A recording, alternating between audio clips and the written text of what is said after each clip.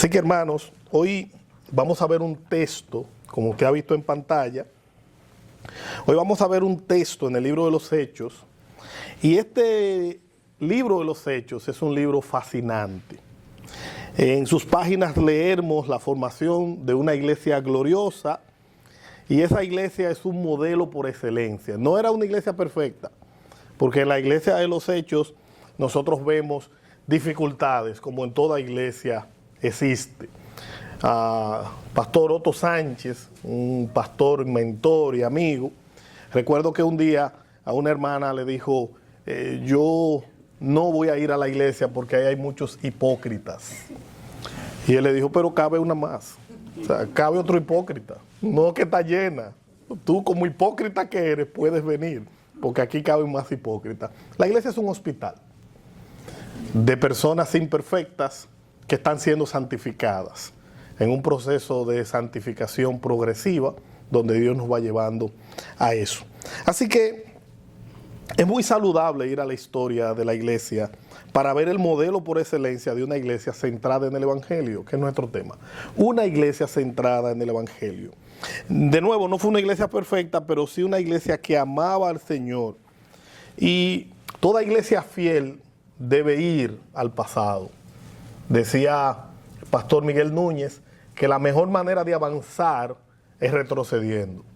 Pero no retrocediendo, caminando hacia atrás, sino yendo al pasado, como Dios habló por medio del profeta, y dijo que nos paremos en los caminos, que preguntemos por las sendas antiguas, para que andemos en ellas. Y tristemente el pueblo contestó, no andaremos. Yo espero que esa no sea nuestra actitud.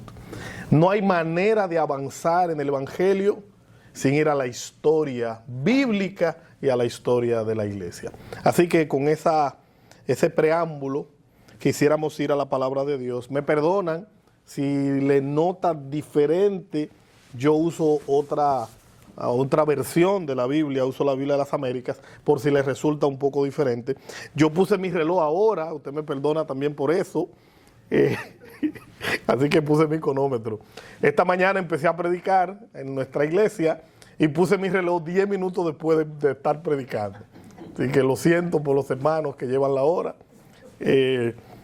Vamos a Hechos, capítulo 2, versículo 41 al 47. De nuevo, me perdonan si ven una ligera diferencia en el texto, pero es muy similar. Entonces, los que habían recibido la palabra fueron bautizados y se añadieron aquel día como 3,000 almas y se dedicaban continuamente a la enseñanza de los apóstoles, a la comunión, al partimiento del pan y a la oración. Y sobrevino temor a toda persona y muchos prodigios y señales se hacían por los apóstoles. Todos los que habían creído estaban juntos y tenían todas las cosas en común. Vendían todas sus propiedades y sus bienes y lo compartían con todos según la necesidad de cada uno. Día tras día continuaban unánimes en el templo, partiendo el pan en los hogares, comían juntos con alegría y sencillez de corazón, alabando a Dios y hallando favor con todo el pueblo, y el Señor añadía cada día al número de ellos los que iban siendo salvos. Permítanme orar, hermano. Señor, solo agradecerte por este privilegio, solo agradecerte por este gran honor de leer tu palabra y acercarnos a ti. En el santo nombre de Jesús. Amén. Amén. De nuevo, hermanos, el libro de los Hechos cuenta la historia temprana de la iglesia de Cristo. En estos textos nosotros vemos un pasaje extraordinario. Vemos a Cristo resucitado. Lo primero, cuando abrimos Hechos de los Apóstoles, en el capítulo 1, nosotros vemos al Cristo resucitado. Vemos cómo Cristo compartió por 40 días con sus discípulos, hablándoles acerca del reino de Dios. Fue extraordinario Cristo estar con sus discípulos durante 40 días hablándoles.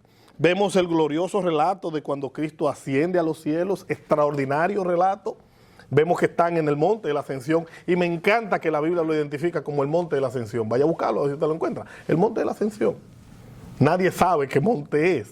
Algunos especulan que si era el monte de los Olivos, que si era no sé qué, pero bueno, la Biblia dice que era el monte de la Ascensión. Fueron a un monte, Cristo se reúne con sus discípulos, les da las últimas lecciones y Cristo asciende en vista de ellos. De acuerdo a Primera de los Corintios, dice que habían unas 500 personas allí observando a Cristo ascender a los cielos. Y vemos como un ángel del Señor le dice: ¿qué usted busca mirando hacia arriba? Ese que subió va a descender en su retorno triunfante y glorioso. Y es nuestra esperanza como iglesia. Vemos la promesa de que Él regresaría. Luego vemos lo que ocurrió el día de Pentecostés. Ese día Dios trajo el cumplimiento de la profecía del profeta Joel. Valga la redundancia, un día yo estoy dando un estudio bíblico y yo digo, vamos al libro del profeta Joel. Y un hermano me interrumpe y me dice: pastor, no es Joel, es Joel.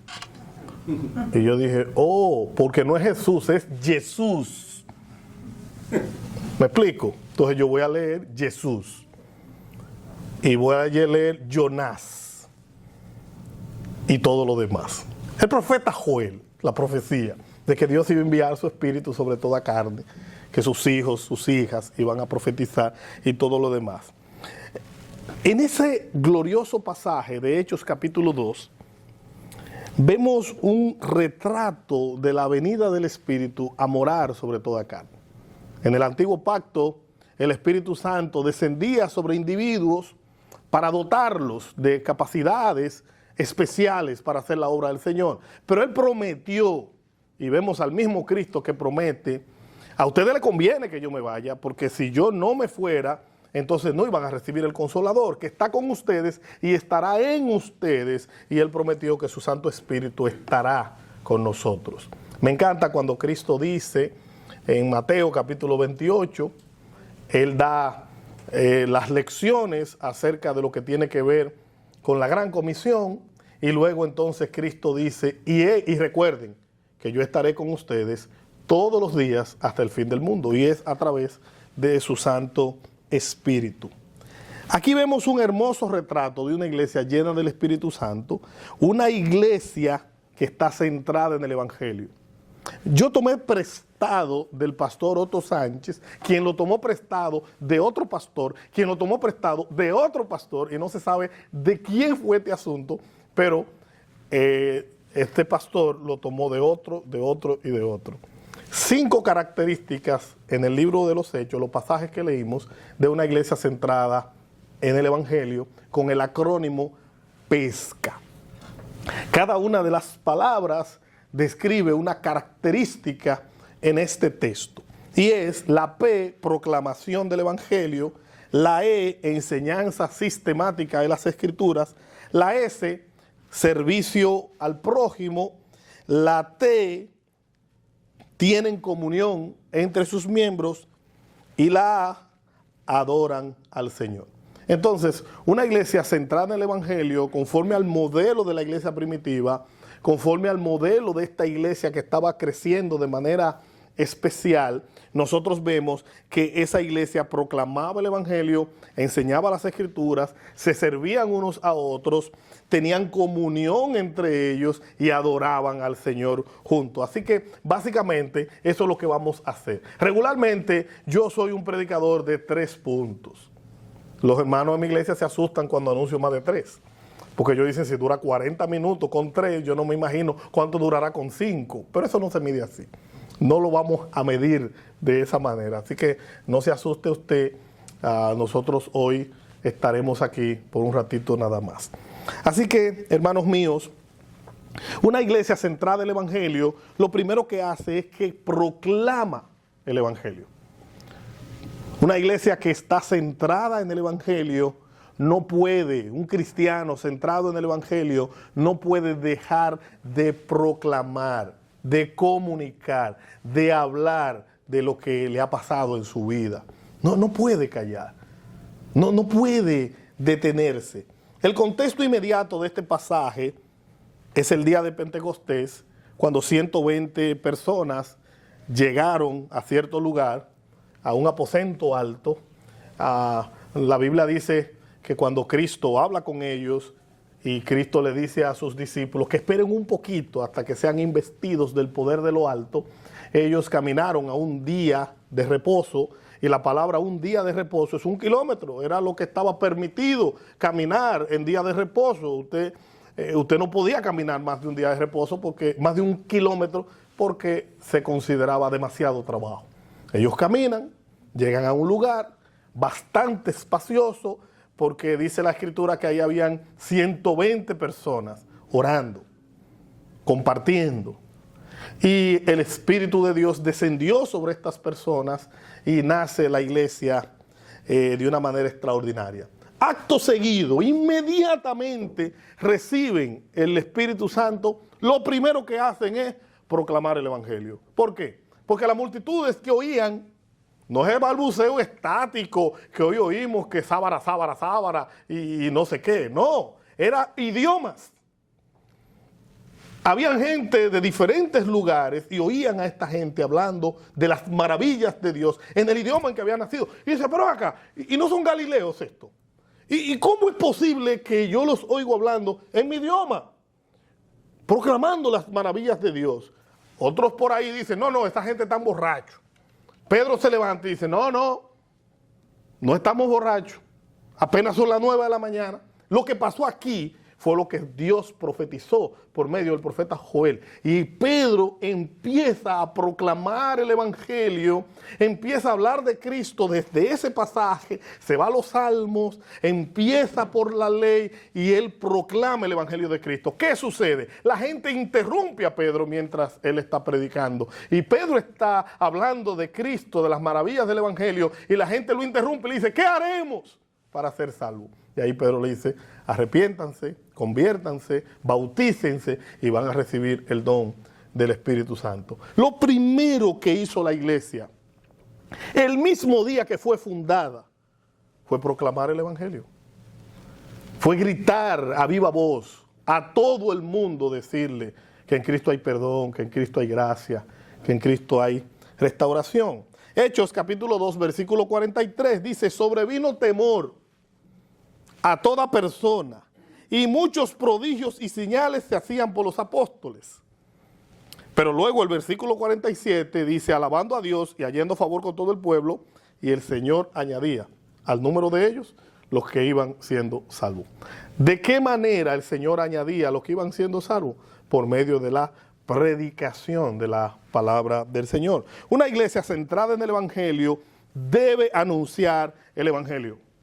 Una de las características de una iglesia bíblica sana es que proclama el Evangelio. Yo he estado aquí y he estado viendo que ustedes cantan el Evangelio, oran el Evangelio y ahora se está predicando el Evangelio. Esas son características de una iglesia sana, de una iglesia centrada en el Evangelio, centrada en Cristo. Esa iglesia proclama el Evangelio. La labor de la iglesia va más allá de lo que sucede en el edificio de la iglesia. Aquí es el entrenamiento, pero la labor de la iglesia no se circunscribe a 2 horas de un servicio el dominical o a 2 horas de un servicio de estudio bíblico. Eso es el entrenamiento, donde venimos a recargar nuestras fuerzas, donde venimos a ser instruidos, a ser edificados y a crecer juntos. Pero la labor de la iglesia se hace en el día a día, porque la iglesia no es el edificio. No, la iglesia somos nosotros. El edificio es el lugar donde la iglesia se reúne, así que donde hay un cristiano debe haber proclamación del Evangelio. En cualquier lugar y cualquier oportunidad que Dios nos da. Se trata de hacer discípulos, de anunciar el Evangelio de Cristo. Tanto en la versión de Marcos como en la versión de Mateo, de la Gran Comisión, como dice alguien, que no es la gran sugerencia, es la Gran Comisión.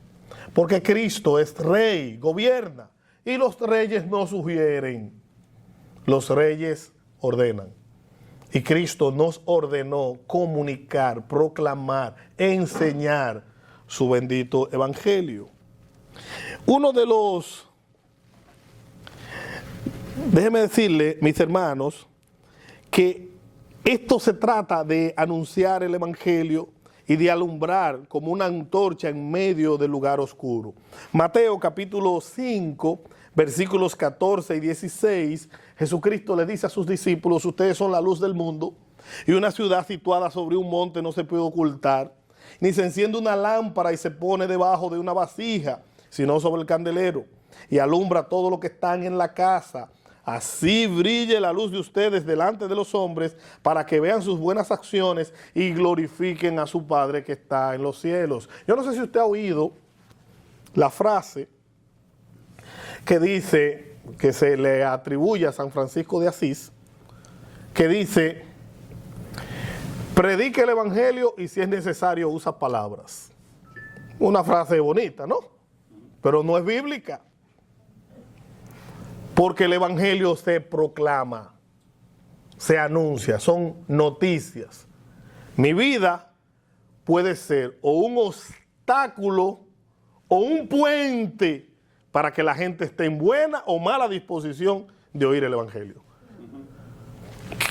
Ustedes son la luz del mundo, y una ciudad situada sobre un monte no se puede ocultar, ni se enciende una luz y se pone debajo de una vasija, se pone sobre un lugar alto para que alumbre. Dice: así brille la luz de usted delante de los hombres, para que viendo sus buenas acciones glorifiquen a su Padre que está en los cielos. Pero eso no está sustituyendo la proclamación del evangelio. Eso lo que hace es que lo complementa. Amén. Lo complementa, pero yo no puedo dejar de anunciar, de hablar, de decir. El apóstol Pablo dijo: ay de mí si no anuncio el evangelio. Un cristiano que no anuncia el evangelio necesita suplicar a Dios para que le dé sensibilidad. El mayor regalo que se le puede hacer a una persona es hablarle de Cristo. Decía un amigo: ¿qué usted pensara de alguien que tenga la cura del cáncer y que se la guarde para sí y no la comparta con nadie? Usted pensará que es una persona que tiene un corazón duro, una persona que tiene la cura del cáncer, sabe cómo sanar esta enfermedad y se lo guarda para sí. Bueno, pues déjame decirte, hermano mío, que tú y yo tenemos algo más grande que la cura del cáncer. Tenemos la cura de la condenación eterna. Y si la callamos, somos peores que aquel que se calla la cura del cáncer. Así que dejar de proclamar el evangelio. Le voy a decir algo que quizá a usted le va a sonar extraño, pero yo lo voy a decir aquí porque yo lo digo allá y lo digo aquí. No proclamar el evangelio es pecado. ¿Usted sabe por qué? Porque el que sabe hacer lo bueno y no lo hace, le es pecado. Es un pecado de omisión. Dejar de proclamar a Cristo es una falta grave que usted y yo le hemos cometido un montón de veces. Así que hoy es un día de arrepentimiento. Amén. Hoy es un día para arrepentirnos delante de Dios y suplicarle perdón por dejar de hacer lo que debemos hacer. Amén. Pero que yo no sé qué decirle. Bueno, invítalo a la iglesia. Dile lo que Dios ha hecho contigo. Como hicieron los discípulos cuando fueron donde Natanael y le dijeron: hemos hallado a aquel de quien se habla en la profecía. Haz lo que hizo este discípulo de Cristo. Inmediatamente le conoció. Fue y le dijo a su hermano Pedro: ven, encontré a aquel de quien se habla. Como la mujer que estaba frente al pozo, la mujer pecadora, que inmediatamente recibió e entendió que Cristo era el Mesías, fue y le contó a los hombres. Como hizo el endemoniado de Gadara, que inmediatamente comprendió, fue y le contó a los hombres lo que Dios hizo. Es que no podemos callar el evangelio. No podemos. Hay que proclamarlo, hay que decirlo. Alguien tiene que saber que Cristo es bueno, que Él es grande, que Él es glorioso. La primera característica de una iglesia que está centrada en el evangelio, la primera característica de una persona que su vida está centrada en Cristo, es que proclama el Evangelio. Lo proclama. La segunda característica de una iglesia centrada en el Evangelio es que enseña sistemáticamente las Escrituras. Una vez he venido a Cristo, una vez Dios abrió mi corazón y ese corazón de piedra lo transformó en un corazón de carne, me dio sensibilidad y llego a Él y vengo a una iglesia, necesito aprender las Escrituras. Necesito conocer a Cristo a través de su palabra. Una iglesia que está centrada en el Evangelio enseña las Escrituras, la proclama. Hechos 2:42. Y se dedicaban continuamente a la enseñanza de los apóstoles, a la comunión, al partimiento del pan y a la oración. Habla de la Santa Cena, partimiento del pan.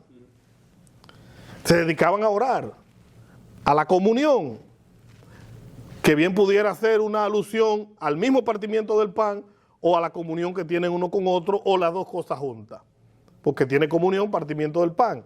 Pero esta gente se dedicaban sobre todas las cosas a estudiar la palabra de Dios. No solo debo leer la Biblia, debo estudiar la Biblia. No solo es informar la mente, porque el etíope nunca estaba leyendo. Y Felipe le pregunta, ¿tú entiendes lo que lees? Esa es la gran pregunta. ¿Tú entiendes lo que lees? Bueno, pues si tú no entiendes lo que lees, déjame explicarte. El cristiano necesita dedicar su mente y su corazón a entender lo que Dios quiere decirle en su palabra. Y para eso hay que estudiar la Biblia. Si usted hace bien en tener una lectura devocional, si usted hace bien en tener algún plan de leer la Biblia en el año entero, yo lo hago, eso es buenísimo, extraordinario. Un cristiano necesita entender o leer, saber todo el consejo de Dios, por eso es clave que usted pueda leer toda la Biblia. Si no la puede leer en un año, léale un año y medio o en 2. Si usted escucha la Biblia en audio, hay una app, usted la escucha en audio, usted va a escuchar la Biblia de Génesis a Apocalipsis en 71 horas. Demostrado. 71 horas. Si usted escucha la Biblia de Génesis a Apocalipsis. Es un dato que da el pastor Miguel Núñez en un libro de pastores y predicadores. 71 horas. La mayoría de las personas en Estados Unidos, la mayoría de las personas promedio, ven más de 71 horas de televisión al mes. La mayoría. Si usted agarra su celular, hay algo que se llama tiempo de pantalla. Dele ahí para que se asuste. Para que usted se asuste. Yo puedo leer 3 capítulos de la Biblia de lunes a sábado y 5 el domingo. Leo la Biblia entera en un año. Si le dedico 15 minutos a la lectura bíblica al día, leeré la Biblia en un año, 15 minutos. Si le dedico 5 minutos, entonces la leeré en cerca de 3 años. Sea que usted se tome 1, 2 o 3 o 10, haga un esfuerzo. Yo sé que no es fácil cuando usted llega al libro de Primera de Crónicas, capítulo 1, capítulo 2, capítulo 3, no es fácil. Pero eso tiene su gracia y tiene su bendición. Aún esos pasajes de esas genealogías que son extraordinarias. Así que, hermanos, perseveraban en la doctrina de los apóstoles, y esta doctrina no era otra cosa que el mensaje de Cristo.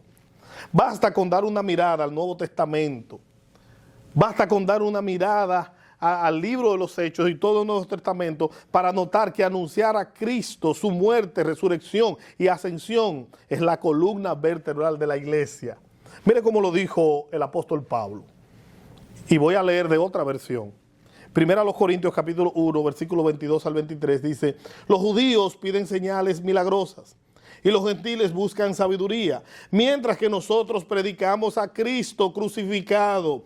Este mensaje es motivo de tropiezo a los judíos y locura para los gentiles, pero para los que Dios ha llamado, los mismos judíos que gentiles, Cristo es el poder de Dios y la sabiduría de Dios. Primera a los Corintios capítulo 1, versículos 22 y 24.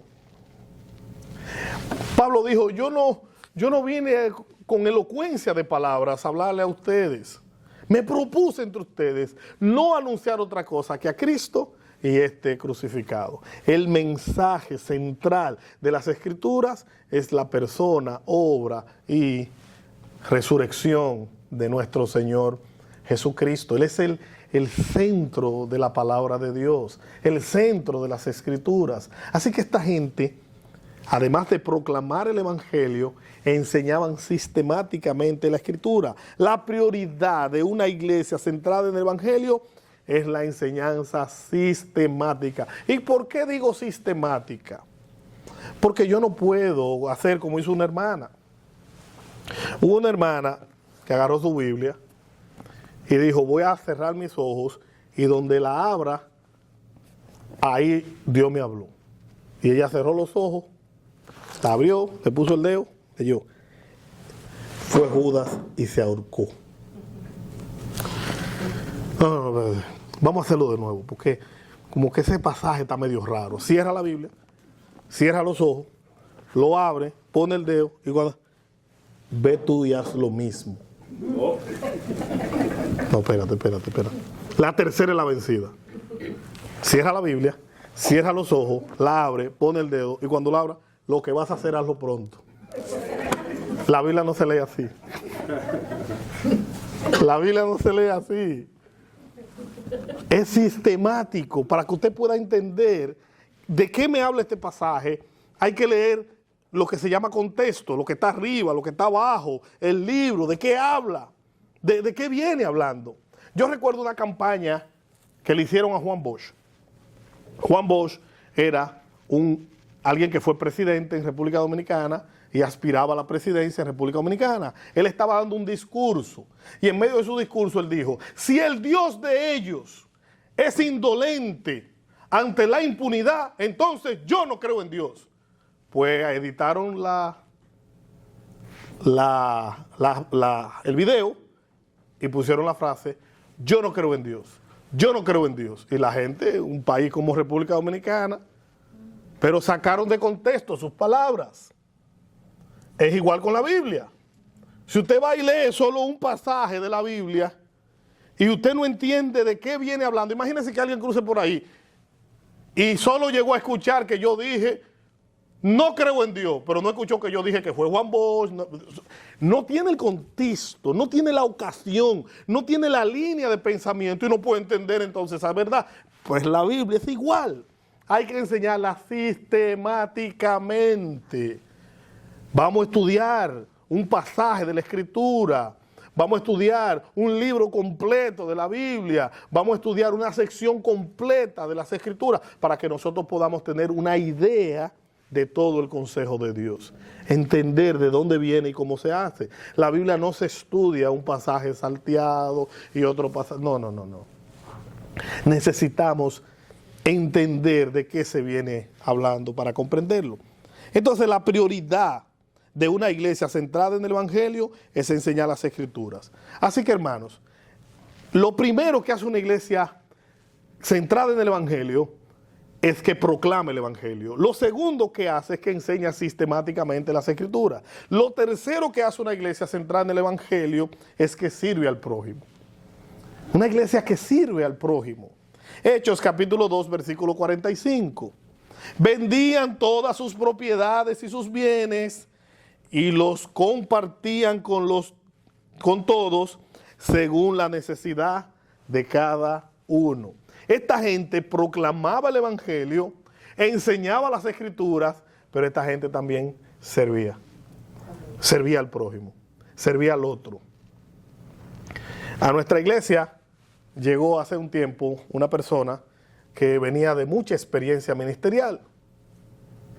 Y llegó a nuestra iglesia y me dice, mira, yo sé hacer esto y esto y esto y esto y esto y esto y esto y esto y esto y esto y esto y esto y esto y esto y esto y esto y esto y con todos los dedos de la mano y de los pies, sabe hacer de todo. Y estoy aquí dispuesto.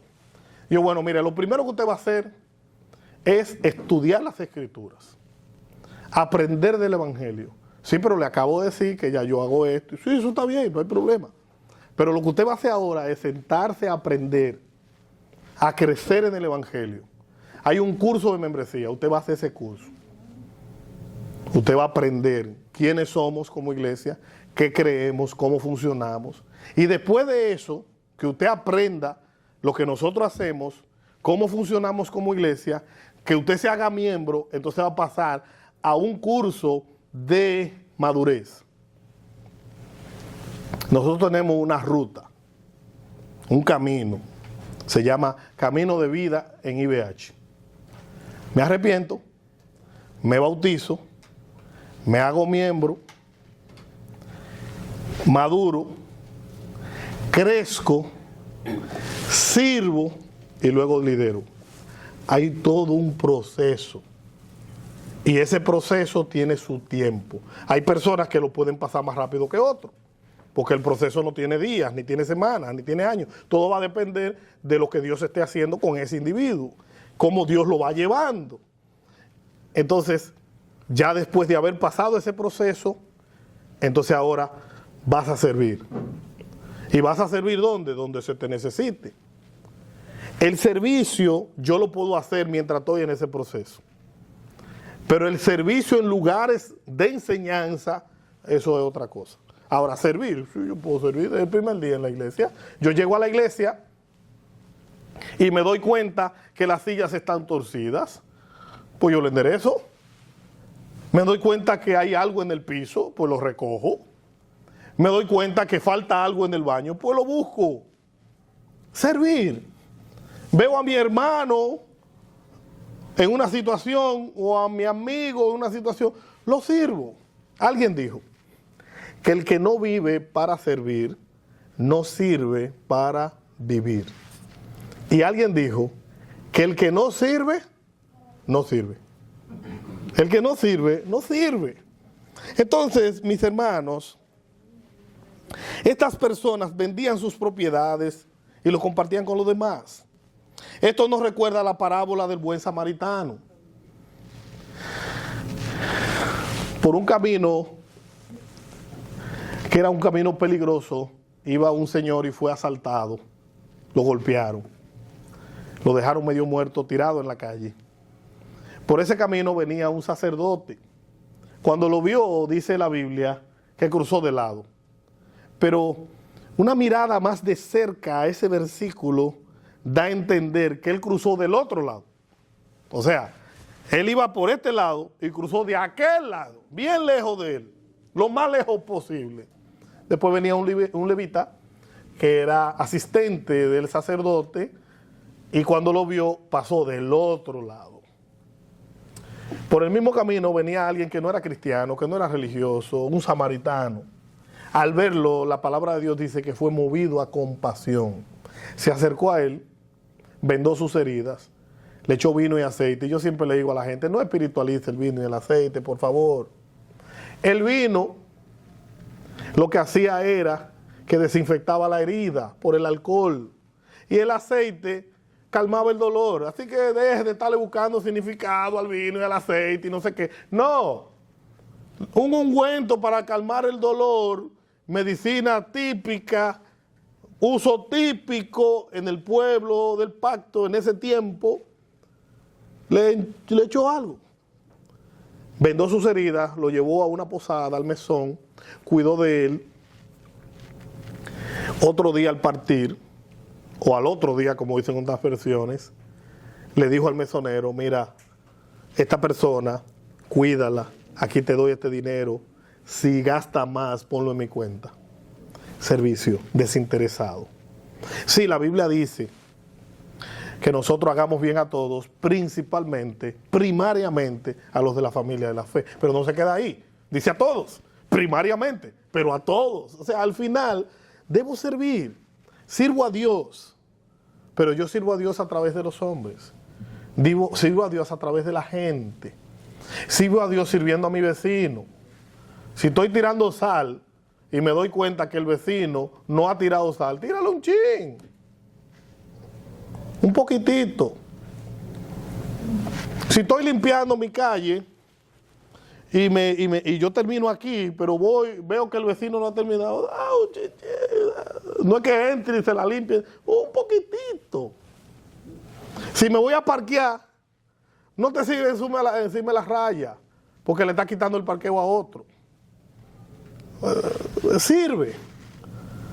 Si va al supermercado, no tire el carrito donde quiera, llévalo donde va, sirve. O sea, servir al prójimo. Ya yo no puedo hacer pique en mi casa, porque si me han mudado unos miembros de la iglesia al frente, ahora yo no ni pique puedo hacer yo. Y le dije a los hermanos, vamos a ver una cosa, si se mudan o se ponen soldos, porque yo no puedo hacer ni pique ahora. Y ahora la de arriba se acogió con ir a la iglesia también, que ya ahora sí es verdad.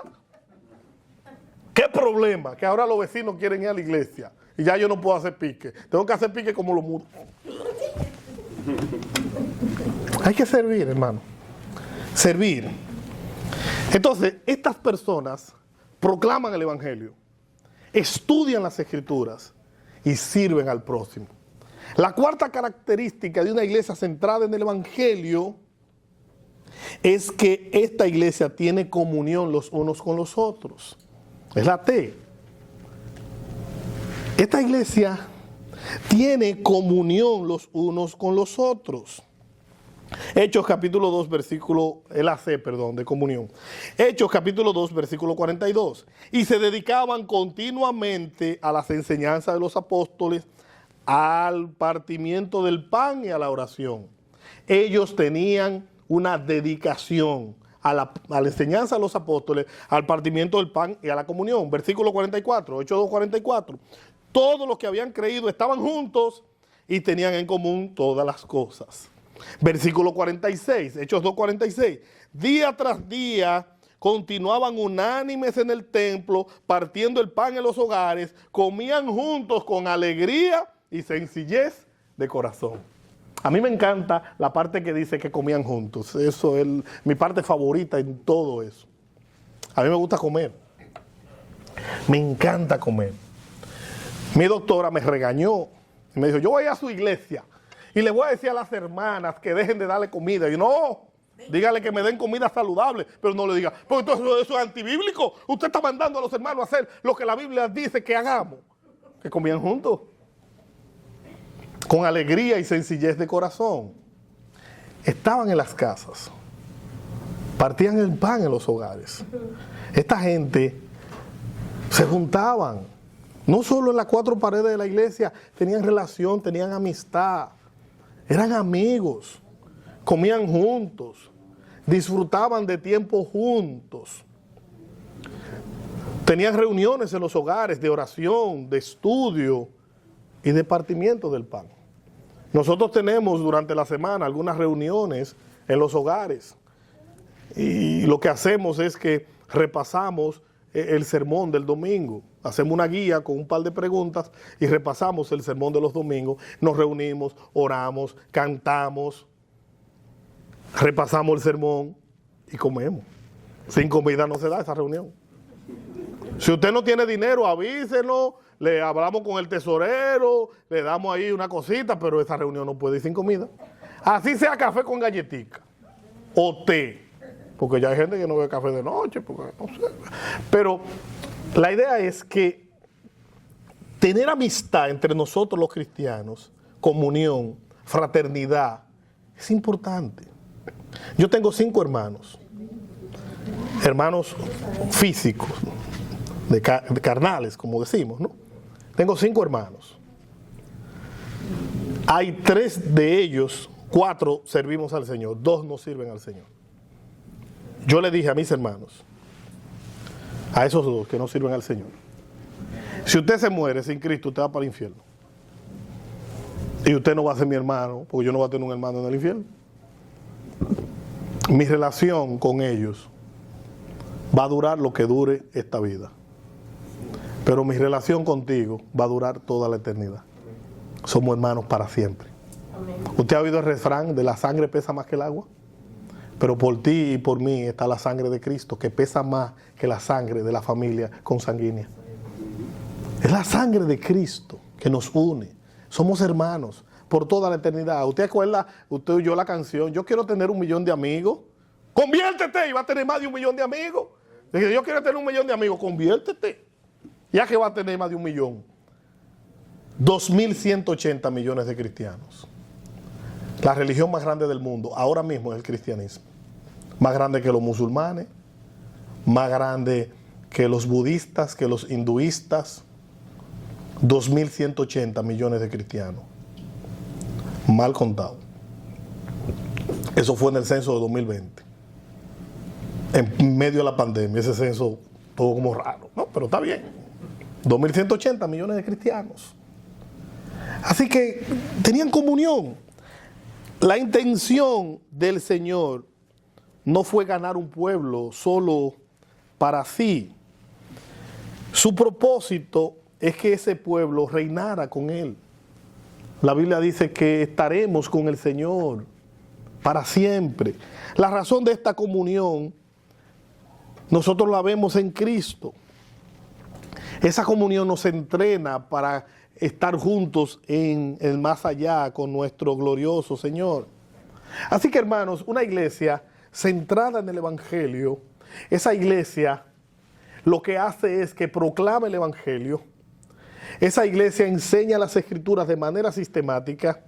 Esa iglesia tiene comunión unos con otros. Y esa iglesia sirve al prójimo. Esa iglesia sirve. Esa iglesia se entrega. Esa iglesia dice qué es lo que hay que hacer, dónde hay que hacerlo, cuándo hay que hacerlo. Él no está con esa idea de, bueno, cuando me sobre el tiempo, cuando yo pueda. No, hay una buena disposición al servicio.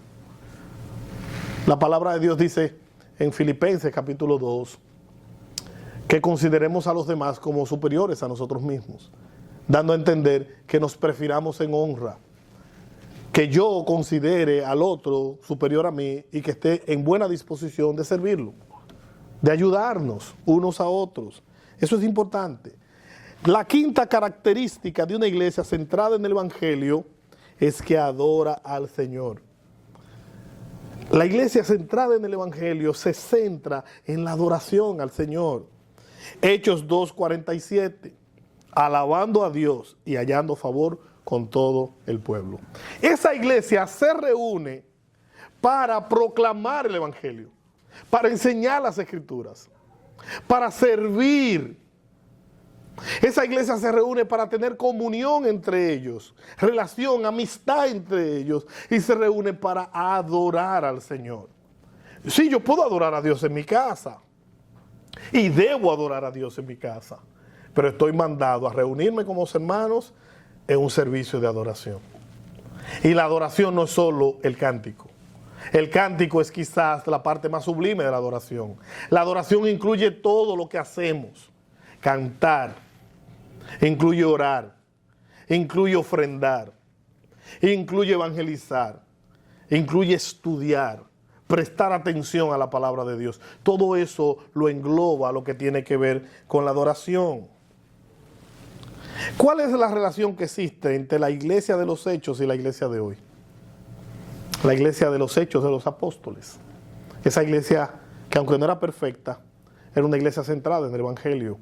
Era una iglesia con firme convicción de su llamado. ¿Cuál es esa relación? La iglesia del libro de los Hechos es nuestro modelo por excelencia. Fue una iglesia pujante, como dice el pastor Otto. La iglesia de los Hechos fue pobre, perseguida y poderosa. Pobre, perseguida y poderosa. No era rica, no tenía grandes riquezas. Y era una iglesia perseguida por el sistema. Pero era una iglesia que contaba con el favor y la gracia de Dios. Una iglesia que proclamaba el Evangelio y Dios hacía obras extraordinarias de conversión, de salvación en la vida de la gente que se exponía al mensaje del Evangelio. Una iglesia guiada por el Espíritu Santo, una iglesia con pasión por alcanzar a los perdidos. Hoy más que nunca, hermanos, debemos mirar hacia atrás para volver al cristianismo bíblico. Hay mucha moda hoy en día. Muchas iglesias cool, muchas iglesias así. Yo recuerdo que el día 31 de octubre, que el mundo celebra la muerte, celebra Halloween, el 31 de octubre de 1517, Martín Lutero clavó sus 95 tesis. Yo celebro la Reforma Protestante el 31 de octubre. Pero hay iglesias que, como el 31 de octubre cayó viernes este año, celebraron Hallelujah Night. Está bien. Pero tú tienes un acontecimiento histórico extraordinario ese día, la Reforma Protestante. No invente. Y le dieron a los muchachos, le dieron dulce ese día. Y se disfrazaron los muchachos ese día de Pablo. Eso es truqueándose la mente. No, porque es de la Chica Maravilla y ese pantaloncito tan corto. No, pero tú sabes, en la iglesia. Y yo, no, pero es que es una locura. Inventando. No. Cristo edificó su iglesia. Y Cristo le dio una línea a su iglesia. Nuestro modelo está en la Biblia. ¿Tú quieres saber cómo luce una iglesia cristiana? Ve a la Biblia. ¿Por qué cantamos en la iglesia? Porque en la Biblia se cantó. ¿Por qué predicamos en la iglesia? Porque en la Biblia se predicó. ¿Por qué tenemos un tiempo de ofrenda en la iglesia? Porque la iglesia ofrendó. ¿Por qué oramos en la iglesia? Porque en la iglesia se oró, en la Biblia se oró. Ahora, hay muchísimas cosas que se han inventado en la iglesia de hoy que yo no la veo en la Biblia. Y tú me perdonas, pero no están ahí. Entonces yo no puedo inventarme el evangelio, mucho menos inventarme el culto de adoración. Pregúntele a los hijos de Aarón que se pusieron a inventar con fuego extraño y Dios los cortó, porque yo no puedo inventar. Dios determinó la manera correcta de adorarlo. Y está en las páginas de su palabra, de su sagrada libro. Hoy más que nunca debemos mirar hacia atrás para volver al cristianismo bíblico. Nuestro mayor reto no es volver al cristianismo histórico. Ver cómo la iglesia lo hacía, lo que le dije la frase del pastor Núñez, la mejor manera de avanzar es retrocediendo. Jeremías capítulo 6, versículo 16. Así dice el Señor. Párense en los caminos y miren y pregunten por el sendero antiguo, ¿cuál es el buen camino? Y anden por él y hallarán descanso para sus almas. Pero dijeron, no andaremos. Yo espero que nuestra respuesta hoy sea, sí andaremos. Debemos volver a los viejos postulados que dieron origen a la Reforma Protestante. Sola Escritura, solo Cristo, sola fe, sola gracia y solo a Dios sea la gloria. Así que, hermanos, finalmente, yo no sé aquí, pero la palabra más dulce para los hermanos de mi iglesia es cuando yo digo finalmente. Y cuando yo digo finalmente me pongo a mirarle los rostros a la gente, a ver, ¿quién se ríe cuando yo digo finalmente? Finalmente, una iglesia centrada en el Evangelio proclama el Evangelio de Cristo, enseña sistemáticamente las Escrituras, sirve al prójimo, tiene comunión unos con otros y adora al Señor juntos. Estas características se pueden recordar fácilmente con el acrónimo PESCA: proclamación, enseñanza, servicio, comunión y adoración. Estas características, hermanos, nos recuerdan a nosotros nuestro deber. Nos recuerdan a nosotros lo que tenemos que hacer. Es proclamar el Evangelio, enseñar las Escrituras, servir al prójimo, tener comunión unos con otros y adorar a Dios juntos. Oremos, hermanos. Padre, gracias por tu gran bondad, por tu gran misericordia, por tu amor infinito, por tu gracia abundante. Ayúdanos, Señor. Ayúdanos a ser una iglesia centrada en el Evangelio.